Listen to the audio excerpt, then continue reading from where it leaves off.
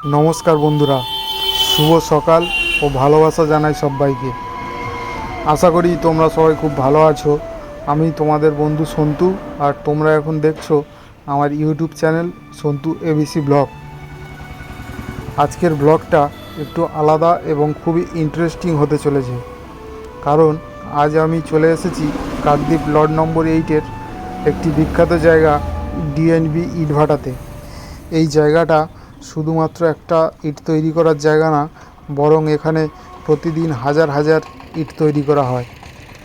আর সেই ইট দিয়েই গড়ে ওঠে বাড়ি, রাস্তা, স্কুল, দোকান, আমাদের জীবনের অনেক কিছুই। আজকের ভিডিওতে আমি তোমাদেরকে দেখাবো এই ইটভাটাটার ভেতরের আসল পরিবেশটা কেমন, কীভাবে কাঁচা মাটি থেকে ইট তৈরি করা হয়, কিভাবে আগুনে পুড়িয়ে শক্ত ইট বানানো হয়, আর এখানে কাজ করা মানুষদের জীবন কেমন।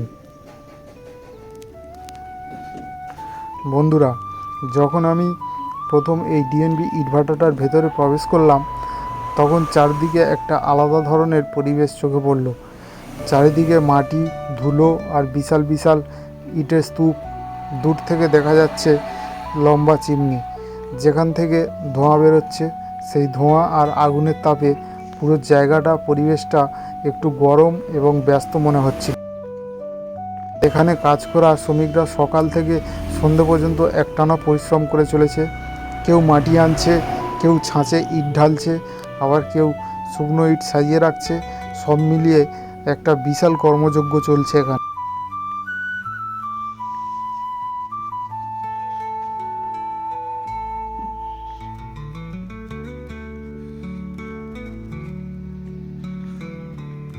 বন্ধুরা, অনেকেই জানে না ইট তৈরি করা কতটা পরিশ্রমের কাজ। আমি আজকে নিজের চোখে দেখলাম এই পুরো প্রক্রিয়াটা। প্রথমে ভালো মানের মাটি সংগ্রহ করা হয়, তারপর সেই মাটির সঙ্গে জল মিশিয়ে একদম নরম করে ফেলা হয়। তারপর সেই মাটি ইটের ছাঁচে ঢেলে সুন্দর আকৃতি দেওয়া হয়। তারপর কাঁচা ইটগুলো খোলা জায়গায় রোদে শুকোতে দেওয়া হয়।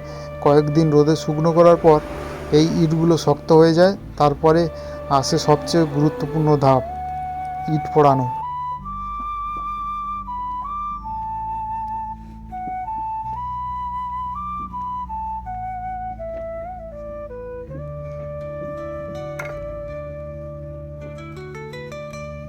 এই ডিএনবি ইটভাটার সবচেয়ে গুরুত্বপূর্ণ অংশ হলো ইট পোড়ানোর চুল্লি।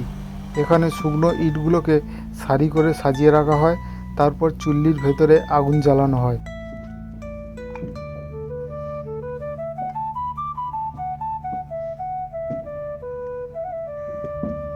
এই আগুন অনেক দিন ধরে জ্বলে, যাতে ইটগুলো পুরোপুরি শক্ত এবং টেকসই হয়ে ওঠে। এই সময় চুল্লি থেকে যে ধোঁয়া বের হয়, সেটা দূর থেকে অনেকটা মেঘের মতো দেখায়। এই প্রক্রিয়ার মাধ্যমে কাঁচা ইট পরিণত হয় পাকা ইটে, যা পরে বাড়ি তৈরি কাজে ব্যবহার করা হয়। বন্ধুরা, এই ইটভাটায় কাজ করা শ্রমিকদের জীবন সত্যিই কঠিন। তারা সকাল থেকে সন্ধ্যা পর্যন্ত রোদে দাঁড়িয়ে কাজ করেন। গরম, ধুলো আর পরিশ্রম সব কিছু মিলিয়ে একটা খুবই কষ্টসাধ্য ব্যাপার এই কাজটা। তবুও তারা হাসি মুখে কাজ করে যাচ্ছেন, কারণ এই কাজের উপরেই তাদের সংসার চলে।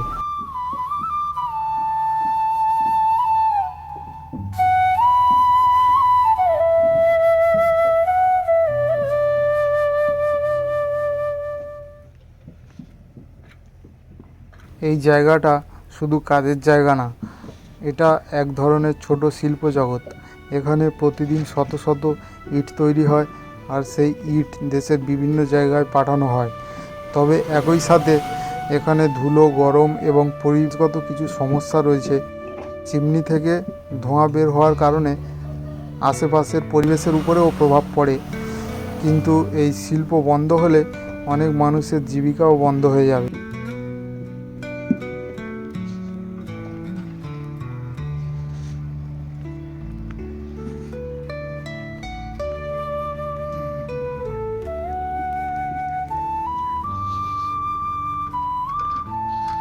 তাই এটি এক ধরনের প্রয়োজনীয় শিল্প, যেটা আমাদের উন্নয়নের সাথে সরাসরি যুক্ত।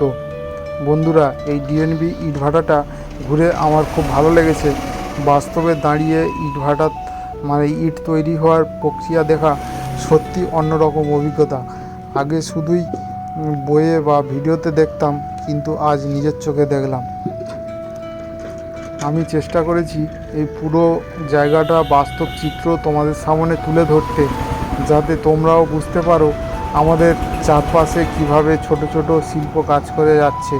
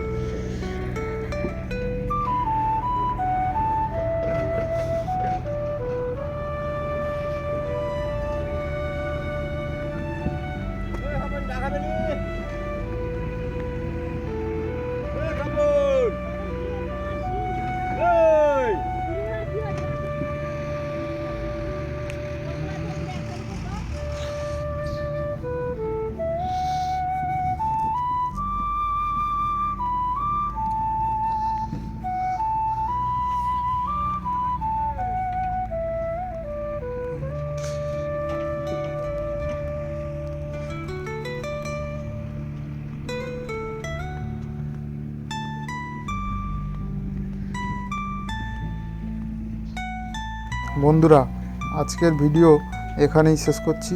যদি তোমাদের এই ব্লগটা ভালো লেগে থাকে তাহলে অবশ্যই লাইক, কমেন্ট, শেয়ার আর সাবস্ক্রাইব করতে ভুলো না। আর নতুন হলে চ্যানেলটা সাবস্ক্রাইব করে পাশে থাকো, বেল আইকনটা বাজিয়ে দিও। আজকের আমি ছিলাম কাকদ্বীপ লট নম্বর 8 ইটভাটা থেকে তোমাদের বন্ধু সন্তু। দেখা হবে পরের কোনো নতুন ব্লগ ও নতুন কোনো জায়গা থেকে। সবাই ভালো থেকো, সুস্থ থেকো বন্ধুরা।